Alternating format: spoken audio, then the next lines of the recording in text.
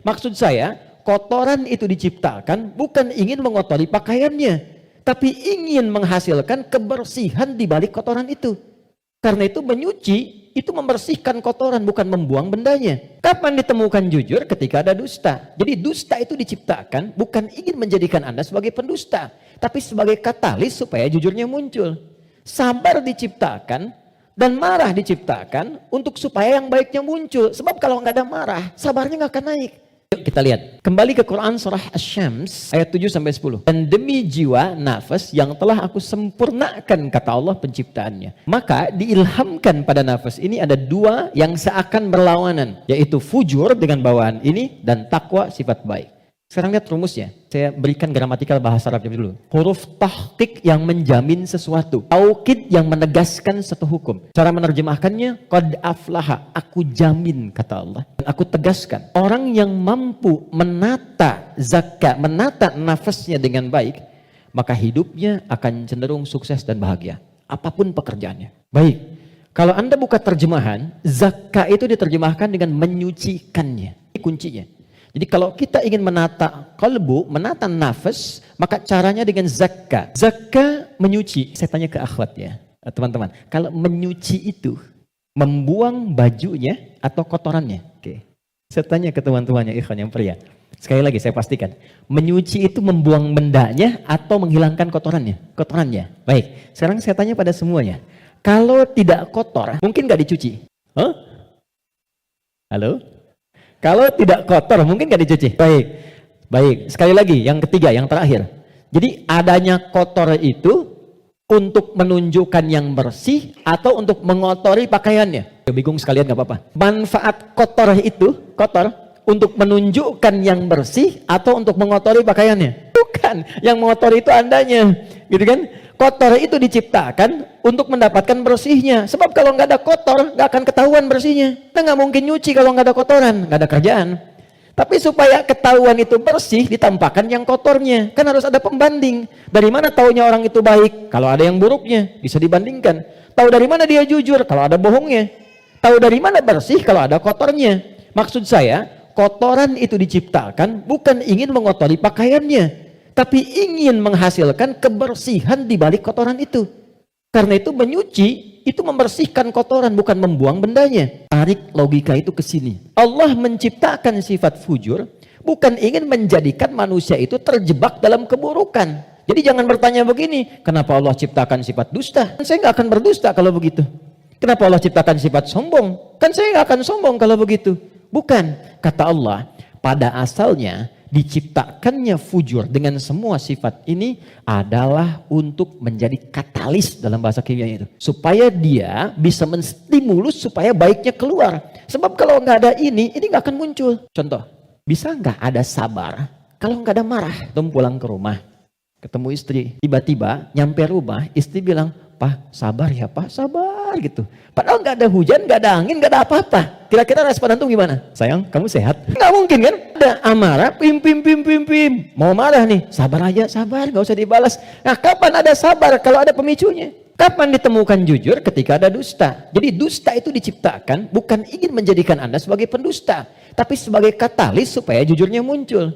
Sabar diciptakan dan marah diciptakan untuk supaya yang baiknya muncul. Sebab kalau nggak ada marah, sabarnya nggak akan naik. Paham nggak sampai di sini? Nah, cara kita mengolah dibalik. Kata Quran, kalau satu waktu terjadi muncul dorongan yang mendorong dari sini, fujur ke nafas. Cara kerjanya begini supaya lebih paham. Gak apa-apa, saya menghapus saja.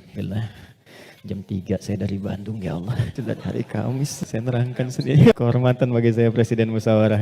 Enggak usah ini aja, supaya nggak ada beban. Gak apa-apa, ini aja.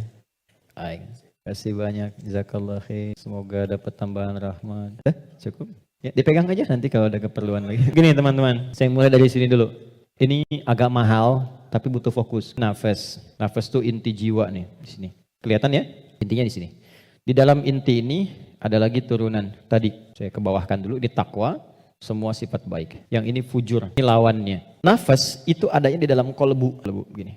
Yang sering terjemahkan dengan hati. Adanya di sini, kolbu. Kolbu adanya di sodrun. Nih, ini masih ingat teman-teman kalau sholat kan, Allahu Akbar tangannya di sini kan?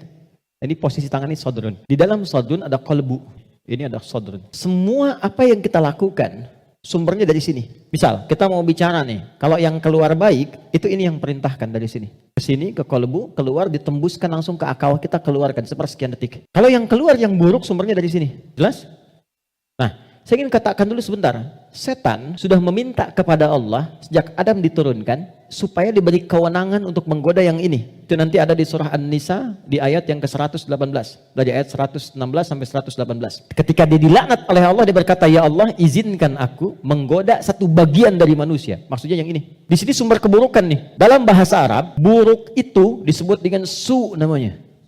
Su, gini, pelan-pelan. Nah, setan menggoda, memprovokasi dengan halus. Memprovokasi dengan halus itu bahasa Arabnya was-was. Waswasa yuwaswisu. Halus sekali. Dia masuk lewat sini. Sodrun. Jamaknya sudur. Jamak dari sodrun sudur. Karena manusianya banyak. Di Quran surah ke-114. Alih-alih bicara yang baik, dia katakan keluarkan yang kasar. Tak sadar keluar. Begitu keluar bentuknya dalam bentuk perbuatan, maka keluar namanya su. Kata-kata yang kotor. Kata-kata su. Karena ini melewati nafas. Nih. Kan dari nafas nih. Tidak dilihat fujurnya, yang dilihat nafasnya. Oh, ternyata nafasnya itu memerintahkan kepada su. Nafas ketemu su, disebutlah nafsu. Oh, asalnya nafsu. Asal kalimat nafsu. Dari mana ini ditemukan? Quran surah ke-12 ayat 53. Paling kiri sebelah atas di mushaf. Quran surah 12 Yusuf ayat 53. Nafas ketemu su, jadilah nafsu. Jelas?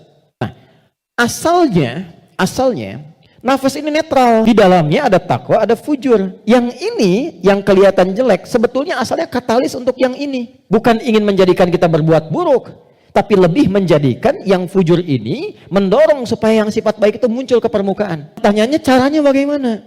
Kata Quran, cara paling gampang memahaminya adalah ketika muncul dorongan yang kurang bagus, cari cepat lawannya yang baik, yang ini.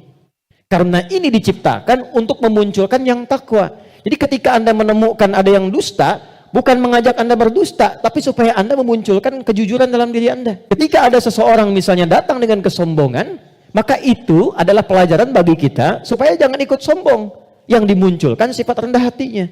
Dicari lawan terbaliknya, poinnya. Prakteknya bagaimana? Contoh, apa lawan cemberut? Lawan cemberut apa? Senyum. Jadi kalau istri cemberut, harusnya antum senyum.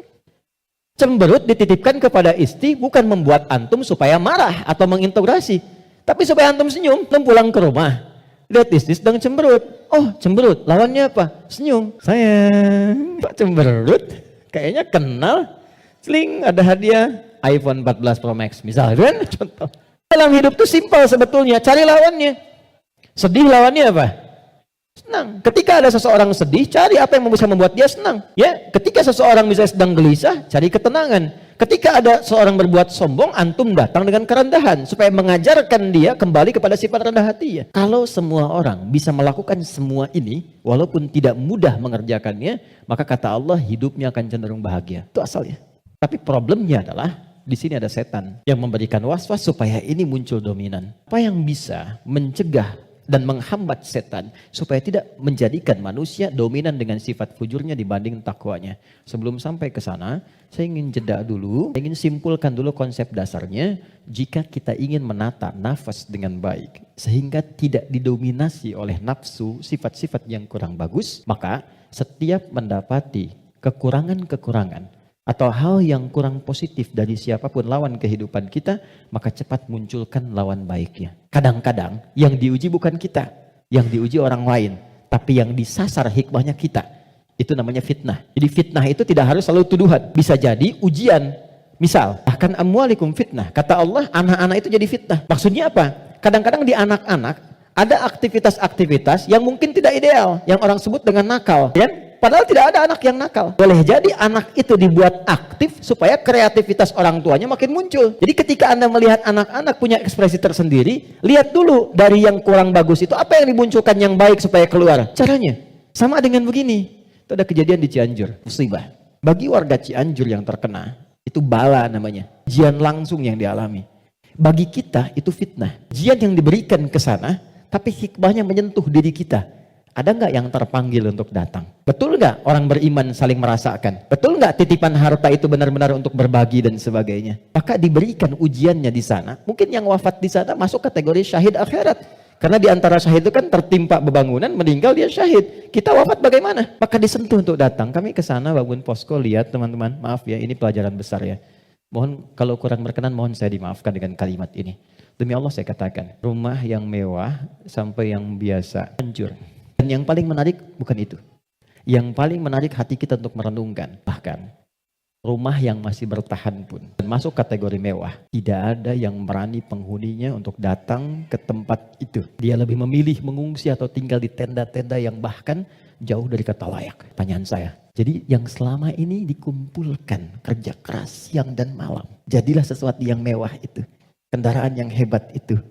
Lalu untuk apa kalau tidak digunakan dan dinikmati ketika Allah memudah membalik itu dalam sepersekian detik. Saya ingin katakan pada teman-teman, jangan sampai terjadi dalam satu masa, dalam satu waktu, sudah kerja, lelah, capek dan sebagainya, tapi karena hubungan yang jauh dari Allah.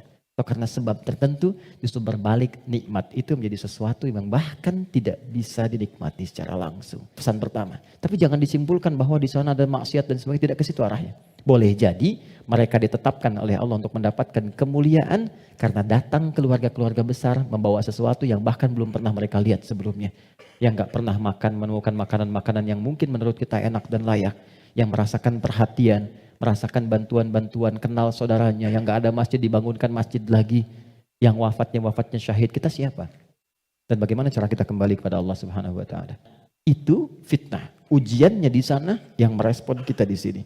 Terkadang adanya pada tetangga kita. Tetangga yang sakit dibuat sakit bukan karena ingin menjadikan dia sakit. Boleh jadi Allah ingin menguji Anda sebagai tetangganya, sikapnya bagaimana. Itu cara melihatnya. Tetangga Anda ada kekurangan. Mudah bagi Allah menjadikan dia kaya. Tapi Allah titipkan kepada Anda tetangganya supaya Anda merespon harta yang Allah titipkan untuk berbagi. Contoh lain, Anda sudah ke masjid, tapi punya tetangga belum mau ke masjid. Dijadikan ia menjadi tetangga Anda bukan untuk Anda caci atau Anda katakan tuh saya punya tetangga gak pernah ke masjid. Bukan. Boleh jadi Anda ditempatkan di situ sehingga mendapat bagian dari dakwah untuk mendoakan dia supaya ke masjid. Orang bertanya, saya tanya begini, satu jamaah, apa hukumnya ada tetangga masjid tinggal di samping masjid, 5 meter jaraknya dari masjid, bahkan toa masjid menghadap ke rumahnya begini. Tapi dia belum mau ke masjid. Oh, jawabannya beragam. Dosa Ustadz, haram Ustadz. Ada yang bilang bakar rumahnya. Hukumnya ajak dia ke masjid. Hukumnya ajak dia ke masjid. Ini sederhana. Tipis bahasannya, tapi kalau kita praktekkan dalam kehidupan di rumah tangga, suami dengan istri, dengan anak, anak dengan ayah, dengan ibu, ini dibawa, kita datang ke ibu sedang cemberut, buat beliau tersenyum. Lihat pasangan sedang gelisah, buat dia lebih tenang. Lihat anak sedang menangis, buat dia tertawa. Nabi SAW kedatangan seseorang menyampaikan, ya Rasulullah, si fulan berjuang fi sabilillah, ikut ke medan perang, tapi ibunya menangis. Dipanggil oleh Nabi, anak itu katakan, irja, pulang kamu, bikin ibumu tertawa seperti engkau membuatnya telah menangis. Konsepnya sederhana, tapi kalau kita bisa mengendalikan itu dalam kehidupan, maka kebahagiaan akan nampak di depan mata. Setidaknya itu kata Al-Quran. Oke, saya berhenti sejenak, kita dialog dulu. Nanti setelah itu saya akan sempurnakan tentang provokasi setan dan bagaimana mencegahnya. Ada yang mau ditanyakan? Saya perkenankan.